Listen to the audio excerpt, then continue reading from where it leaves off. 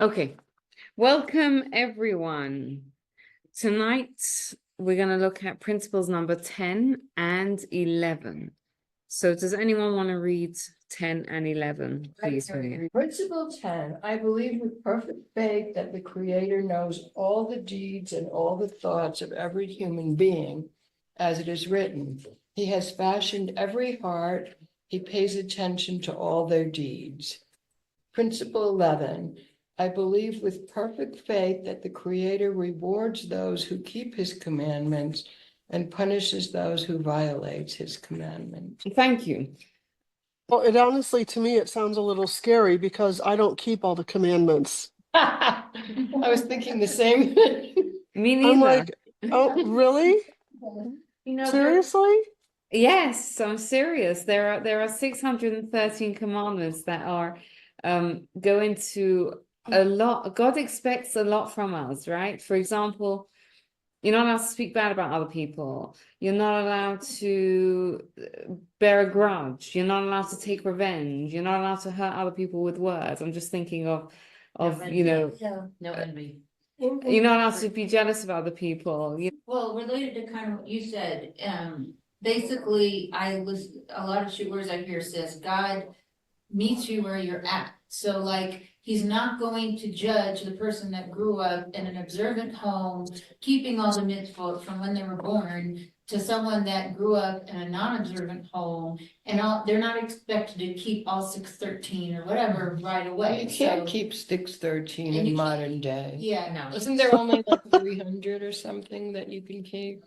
It's much less than that. Good. The daily mitzvot that there are, I think I might be wrong, but I think there's like something like 28 that apply on like a day by day basis. So there's much fewer than that. Yeah. Because the 613 is like some, for example, were only when we had a temple, and some are only for the Kohen, the priest, right? Some are only for men, some are only for women. Only when you're grieving. Yeah. So there's much fewer of the daily ones that there are. I think the first thing that we have to realize when we read this principle is that it should give us a boost of self-confidence. Why? Because when you see an ant, do you care about what the ant is doing? I got a code. Unless it's bothering me.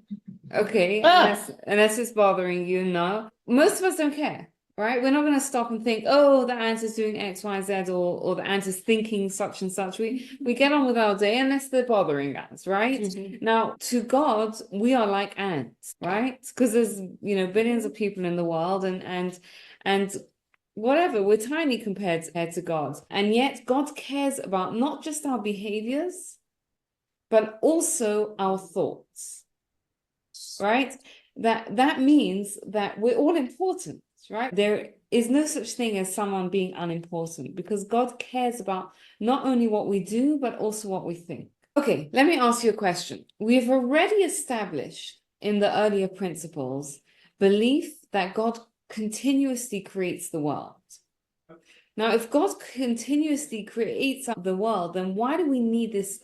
Then obviously God knows what's happening and knows the thoughts and actions of human beings.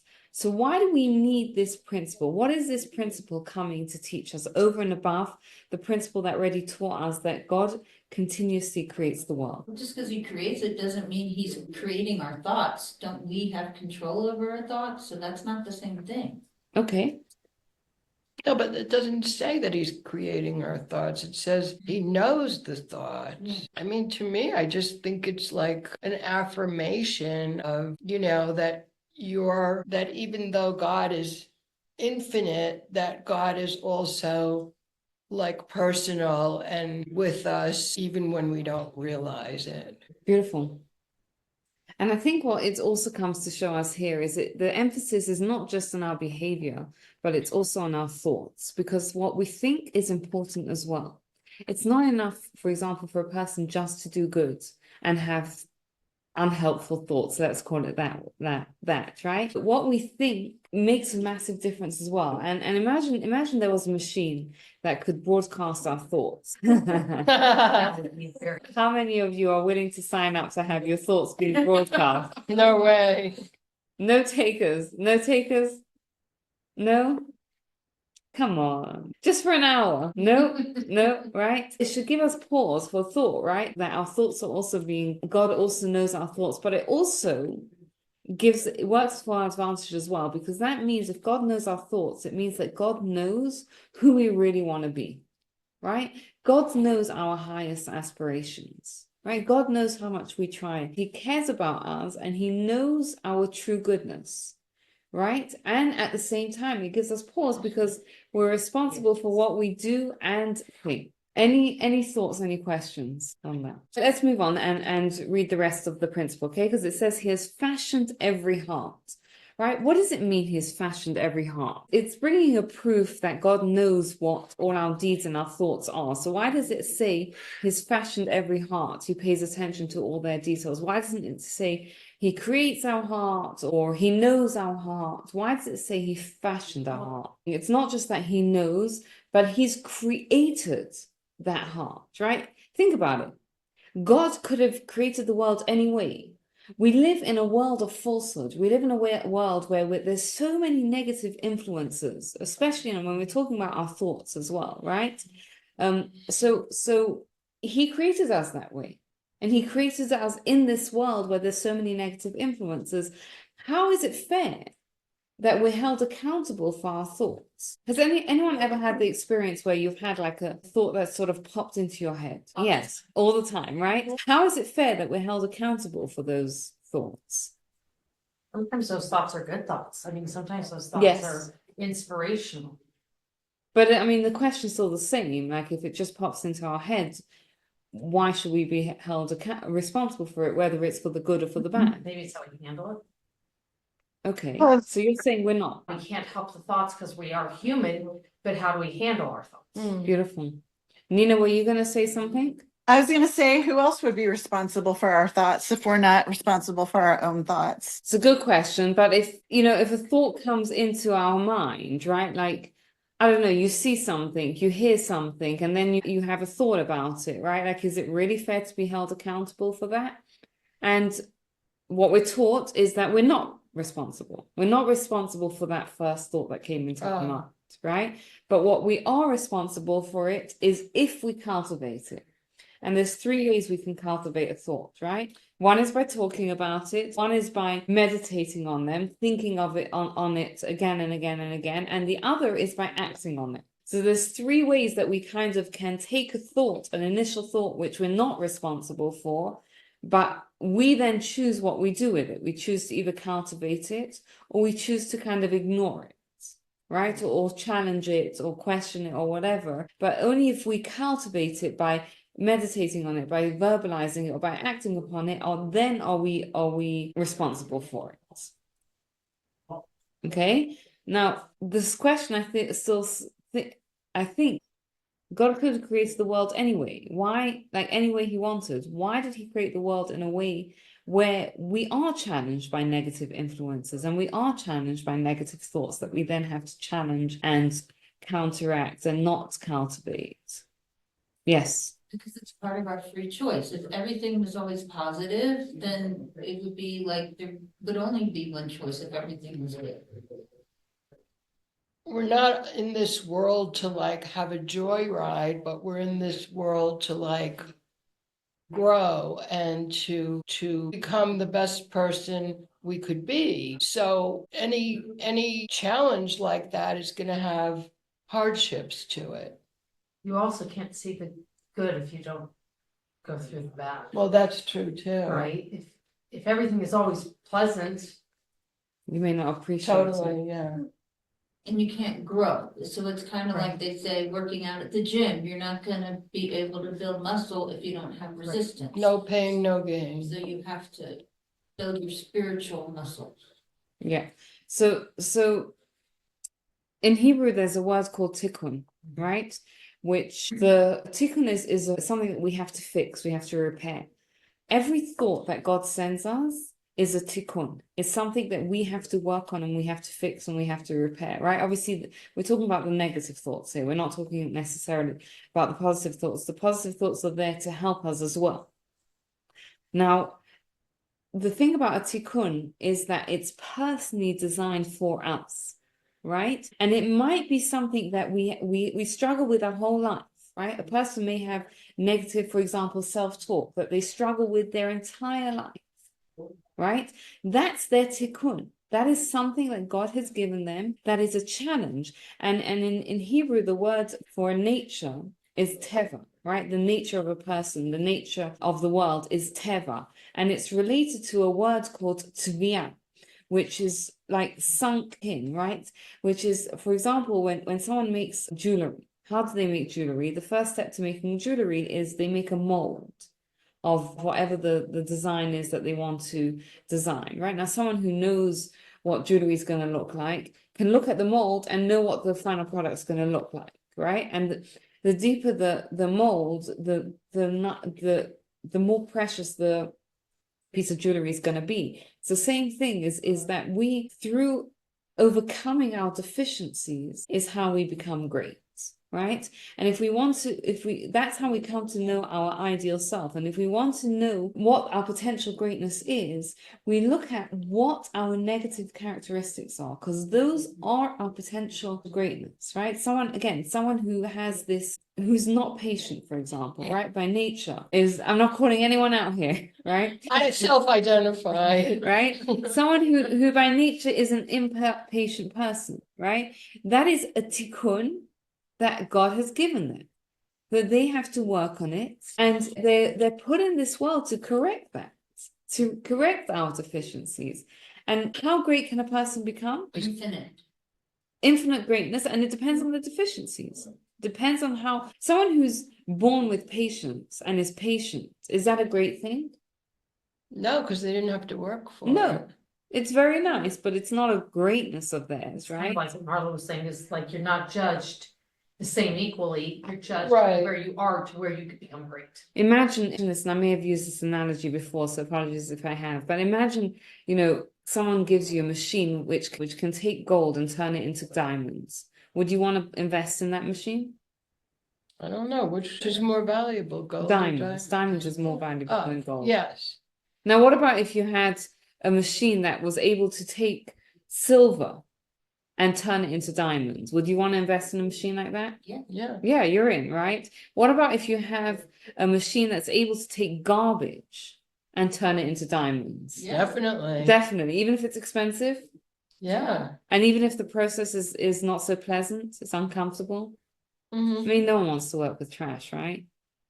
So, but you're still in because the end product is worth it, right? That's what life is. God has given us this machine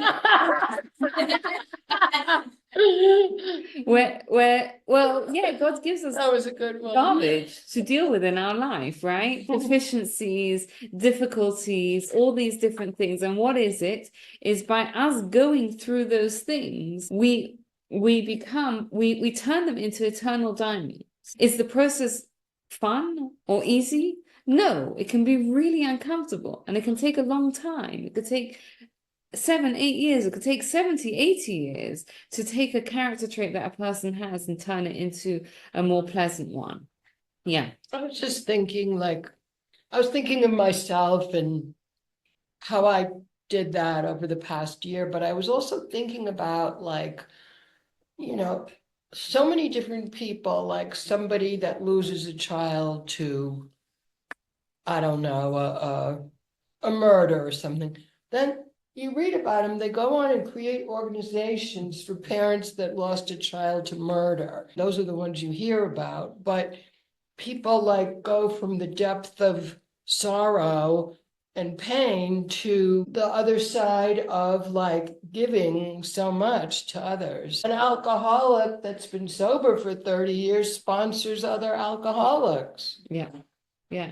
And doing something like that takes tremendous, tremendous, tremendous work. Now, is it, and I think it's important to know this, right? Is it the alcoholic's fault that he was born or with that tendency, tendencies? no. No, right? So I think almost everyone has been born into a situation that's not their fault, right? People struggle with all sorts of things. People struggle with depression. People struggle with negative self-talk, with Relationships. relationships, with financial stuff, right? Infertility. Infertility, all sorts of things people struggle with, right? And it's not their fault. And at the same time, we still have the responsibility to work through it. I think it's very important to hold those two truths in our hands at the same time, right? Is it my fault that I'm struggling with X, Y, Z? Usually it's not, right? Okay, if someone stands in the middle of the road and gets hit by a car, then the answer might be different, right? Again, but I'm just throwing out, sometimes we suffer because of the bad choices that we've Yeah. made, and in which case we have to take responsibility and learn from it. But so often we're struggling with things that are not our fault, and we have the responsibility to work through those problems. Now, what does success look like? What is success? How do we define success? Like trying to do something even though it's hard. To trying, okay. Anyone else wants to weigh in? How do you define success? You guys want to know how Judaism defines success? Yeah. Sure. So you know how Judaism defines success is by keep on trying. You can fail as much as you want, but you can't quit. Interesting. As long as you keep on trying, it's because if you think about it, right, success is not necessarily having the problem vanish. Let's say someone is struggling with depression, for example, right? So the God gives them depression and they're struggling with it. Success doesn't necessarily mean that they're not depressed anymore. It means that they constantly struggle with it, right? It doesn't mean that the problem vanishes. It means that they are continually putting effort in to do better, to struggle with whatever it is that they've been given, right? Someone struggles with relationships. It doesn't mean that all of a sudden the relationship is, after a certain amount of time, the relationship is great. I mean, hopefully it is. But it means that they're constantly trying to get better. If you have a tikkun, meaning a personality or a character struggle or like a mental health struggle, that's not the same as saying, I'm trying to be successful in my career. Maybe you're not supposed to be successful in that specific career and you need to change your career path. So that's why you have to distinguish when you say success, what area are you really supposed to keep struggling versus another, meaning, no, you need to change direction. So, yeah. I think that's Yeah,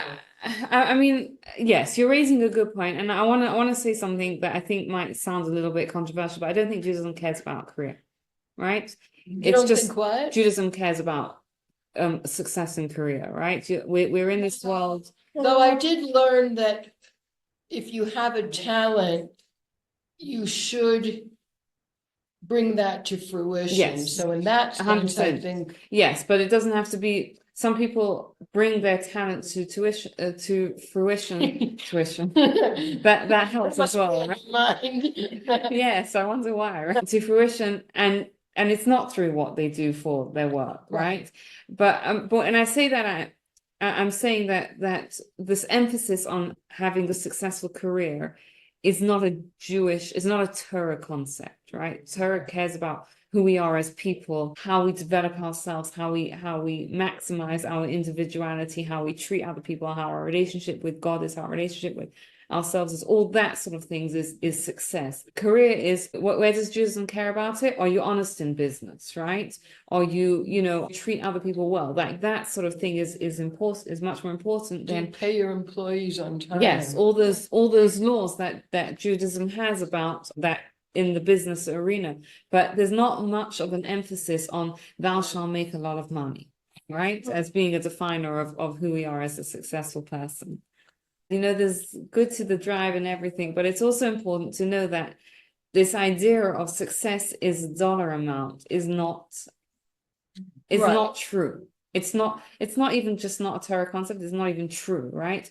Who would you rather have as a friend? Someone who is makes a lot of money and is dishonest, or someone who makes less money and is honest, right? We all would rather have the person who's honest, or the person who's loyal, or who's kind, or whatever. Again, which doesn't mean that people that make a lot of money aren't all those things. I'm just Right. using it as an example to kind of show the difference between it. But at the same time. Yes. Well, related to using your talents, so like, if you have the potential to make more money, because then you could then use that money to do a Yes. lot of positive things, like give a lot of charity or found a organization or whatever, versus underutilizing your potential, like this, because they say, but on Rosh Hashanah every year, they say God decides how much money everyone's gonna make and things like that. So then you wonder, are you utilizing your potential, whatever work you're doing? Are you, because they say you're supposed to work. You're not supposed to just sit and learn Torah all day. You're actually supposed to work and, balance that with providing for your family. Well, how much are you supposed to provide? It depends on a lot of things. And realize also that money is a big temptation. Money is a challenge as well. We, especially in society we live in, there's a lot of social status that's put together with having a lot of money, and there's a lot of challenges that come with having a lot of money, right? Especially on the And with spiritual- having not enough money. and having not enough, right? So it's a complicated one, and there's nothing wrong with having money as long as a person recognizes that money is just a means to doing good in this world, to, right? But the money that's given really is given from God anyways. Like, Yeah. And that's it's not our money. It's whether we get a lot, whether we get a little. I swear, next lifetime I'm gonna have a ton. But you never know. But that's how I think about it, right? It's not ours. it's not ours. And I sometimes think people forget that. Yeah. And that's what I meant. That's part of what I meant when I said like money is a challenge, because when a person has a lot of money, it's a challenge to remember that money is a gift from God, Oh, right? Also, it's Yeah. a challenge to not feel better than others who don't have as much. Yeah. And Yeah. it's not me, I just. Everyone. It's very true. Yeah. Yeah. There's challenges to everything in life. Yeah, there's challenges. And I think, again, to kind of summarize what we've said so far is that we live in a world of separation, right? We live in a world of separation from God. And our job in this world is to bridge that gap, right? And the greater the distance, the greater the impact of the reunion, right? Just think about it. I'm thinking about it now. My daughter's in Israel for the year, right? So she comes back in June, please God. It's going to be a much greater reunion than when my son, who's living in the West Side, comes home for Pesach, right? Because she's been away for 9 months, Sure. right? Like the greater the distance, the greater the impact of the reunion. And it's the same thing is like those deficiencies that Hashem has given us are a distance. And when we can overcome that distance, we make a very powerful reunion. And the bigger the distance, the bigger the challenge, the greater the impact. And again, it's important to recognize that the separation may very well be God's doing, right? God may have created the separation. But the closeness, the ultimate closeness that we choose to have with God depends on us. And it doesn't matter if it takes a long time, right? I think, again, another misconception is that we have is that it's supposed to be, okay, I learned something and now great, I'm close and I've done it all. No, God gives us a lifetime to work on things, right? This machine that God has given us, which is life, where we take our deficiencies and we turn them into closeness and into eternal diamonds, is a process that God gives us a whole lifetime to work on. Okay, so the 11th principle follows on quite naturally, right? That I believe with perfect faith that the Creator rewards those who keep His commandments and punishes those who violate His commandments, right? Why did God create us? Nice, easy question to finish the class off. Why did God create us? To have a relationship with us and elevate the physical to the spiritual. Yes, and more than that. God created us to give us reward, right? That's why God created us in a world where we have free choice. so we can choose to do good, and as a result of that, earn the reward that God is, the ultimate good that God is going to give, which is, because no one likes a handout, right? I mean, we do kind of like a handout, but no one wants to live on handouts, right? No one wants to feel like they're a charity case, right? We want to feel like we earned it, we deserve, I'm getting what I deserve, right? When it's the good things, right? So God created us to give us rewards. And sometimes, for the sake of the reward, discipline is necessary. What do I mean by that? What we have to understand is that the punishment that it's talking about is a corrective measure that is designed to help us improve, right? For example, sometimes your garage is cluttered and you leave your car out in the winter and it snows overnight. What do you learn as a result of leaving your car and having the car and the car snowed on? You clean out your garage, right? You know what you do pretty fast the next time that the snow is forecast? You clean out your garage so you can park your car in, right? So the bad that happened, and I know I'm giving a silly example here, right? The bad that happened, which was the snow falling on the car, was an impetus for us to choose good. Right, so it's the same thing as pain or hunger, right? That someone feels. The pain or the hunger is there to signal that something needs attention, right? So that's where the punishment is, and I think it's important also for us to understand that not every bad thing that happens to a person is a punishment. Right, we spoke before about people that use challenges that have and they do something good with it. There's 8 different reasons why bad things happen to good people. Punishment is only one of them, right? And punishment, again, even the punishment is a corrective measure, and we're told in the Talmud that in a place where a Baal Tshuva stands, a Baal Tshuva is someone who done something wrong and returned, right? Returned from what they did wrong, right? Even a completely righteous person can't stand, right? Which means that in God's eyes, someone who messed up and repaired that mess up, that mistake, is on a higher level than someone who is completely righteous. Why do you think that might be? Why would that be? Because, well, like you said before, that God just wants us to keep trying. So the emphasis isn't on what we did not good. The emphasis is that we tried hard enough that we could get to a better place. Beautiful. Dad always used to say, any free thing that happens is only for the good in the long run. I don't know if that's true or not, but that was his viewpoint, was like, even if it's terrible and it's hard and it sucks but it's for your good in the long run. And something good can come out of it, Right. right? Something we have the choice of whether we can use it to do something good. I guess that's what he means, right? Yeah, Like, but losing a child is not good, right? But what do we do with that pain and suffering? Yeah, we have a choice of what we do with that. Were you going to say something, Cheryl? Yeah. So when you compare Baal Tshuva to the person that didn't have to go through anything, then that person is gonna actually have more chesed and more understanding because of what they went through. More Very humility as well. That's Right. true. It's a good point. It's a very good point.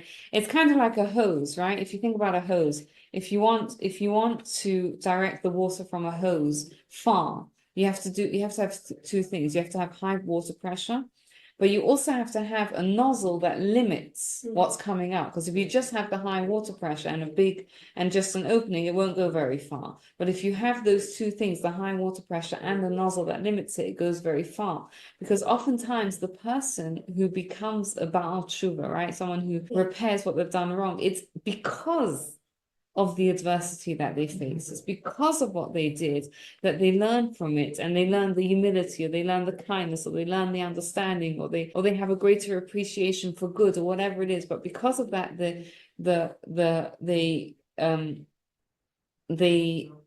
go far further in placing someone who hasn't messed up. And the other thing to bear in mind also is that reward and punishment isn't necessarily what it seems. And this, I think, goes back to what Laura was saying at the beginning, right? God forbid someone's in a coma, they have everything done for them, right? They get fed, they get whatever they need, they get done, right? In the physical world, the more helpless a person is, the more help we give them, right? Someone who's strong is going to do the same thing, do everything for themselves, right? The same thing is with us spiritually. When a person is spiritually strong, then God it looks as though God withdraws, right? So that the person can do more on their own, right? And we have to understand again, and it's I think what your dad said is that God gives us ultimately what we need for our ultimate good, and we have to know that then we have choice in how we handle those things. And again, success means that we keep on trying, and our life, we receive the just deserts of our actions, right? Our life in the next world is what we create it to be. And I'll give you this analogy. You may have heard it before, so apologies if you have, but there was a person who wanted to see what's the world to come like. So they took him on a tour of Gehenna, right? Hell. You may know this. Yes, you know the story. Everyone here knows it? No. Okay, fine. So he walks in and he sees this beautiful table, like stunning crystal and delicious in hell, right? Delicious smelling food, and it just looks absolutely beautiful. And he walks around and he sees that the people look completely miserable, and he looks further and he's like, oh, I understand, right? They have the cutlery that they have is so long that they can't pick the food up and put it into their mouth, right? It's too long. And so they're sitting here at this delicious banquet and they can't access any of it because the fork is too long. So he's like, okay, I understand what's going on here and why this is Gehenna, this is hell. So now they said, okay, now we'll take you on a tour of Gan Eden, of heaven. So they take him into a room and he takes a double take because the room looks very, very similar. The food, again, the table is set with this stunning crystal stuff and the aroma of the food is delicious. And he looks around and he sees everyone is happy and talking and chatting and enjoying. He's like, I know what the difference between heaven and hell is that must be that in heaven, they have normal cutlery. He looks again and he's like, no, they also have the same long forks and knives. But what were they doing? They were feeding each other across the table. Oh. And he said, and what's the point of the story is that in this world, we're put into this world as takers. And our job in this world is to become givers.